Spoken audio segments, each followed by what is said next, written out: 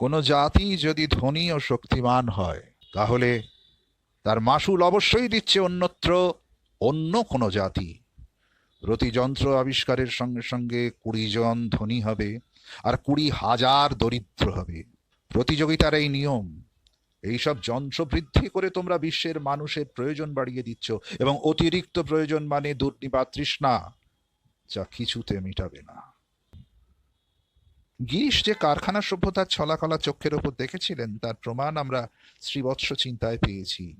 কাজের ঘণ্টা বাড়িয়ে মজুরি কমানো, বেকারদের চাপ বজায় রেখে শ্রমিক বরখাস্ত প্রভৃতির বর্ণনায় গিরিশ জানিয়ে দিয়েছেন, মুদ্রা শাসিত সমাজ যে মজদুরের শ্রমাতিশয়ের ওপর গড়ে ওঠে, এটা তার জ্ঞাত ছিল। এবং গিরিশ একান্তভাবে কলকাতার কবি। কলকাতার সর্বত্র ছিল তার গতায়াত। যতীন্দ্রমোহন ঠাকুরের প্রাসাদ, রায়বাহাদুর রামচন্দ্র মিত্রের আবাস থেকে চাষা ধোপা স্ট্রিট, বারাঙ্গনা পল্লীর এঁদো গলি, দরিদ্রতম কলিকাতাবাসীর খোলার ঘর পর্যন্ত শ্রমিক শোষণের কৌশল জানাই তাঁর পক্ষে স্বাভাবিক। গিরিশচন্দ্র ঘোষের বলিদান নাটকের কিছু অংশ।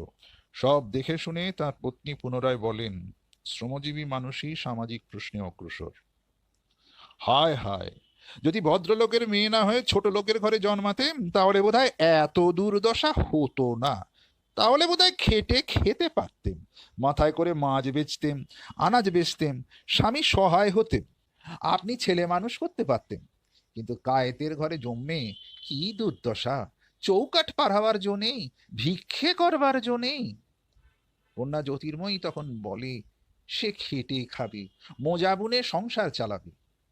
বিবেকানন্দ একবার বলেছিলেন, নারীদের এমন অবস্থায় নিয়ে আসতে হবে যেন তারা নিজেরাই নিজেদের সমস্যা নিজেদের পথে সমাধান করতে পারে।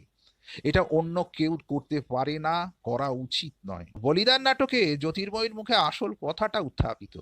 শ্রমজীবীর ঘরে নারীর নিজ উপার্জন ও স্বাধীনতা দেখেই জ্যোতির্ময়ীর চেতনা জেগেছে। বিবেকানন্দ ইতিহাসের সংঘর্ষ দ্বন্দ্বের যে ভূমিকার কথা বলেছেন, গিরিশ সেটা নাটকে প্রয়োগ করে দেখাচ্ছেন। ঈশ্বরের পায়ে যারা মাথা কোটে, সমাজের অগ্রগতি তারা ঘটায় না, ঘটায় বিদ্রোহীরা, যেমন ঈশ্বর বিদ্বেষী গৌতম বুদ্ধ। গিরিশের দর্শকের কানে এই আহ্বান শুধুই কি দেবতাদের বিরুদ্ধে যুদ্ধের? দিদেরও পূর্বে উদ্ধৃত মন্তব্য অনুযায়ী স্বর্গের রাজার বিরুদ্ধে যুদ্ধ ঘোষণা করলে অচিরে সেটা মর্তের রাজাদের বিরুদ্ধে উদ্যত হয়। জনার রক্তাক্ত যুদ্ধের আহ্বান অনিবার্যভাবে ব্রিটিশ শাসকের বিরুদ্ধে সশস্ত্র অভ্যুত্থানের ডাকে পরিণত হতে বাধ্য।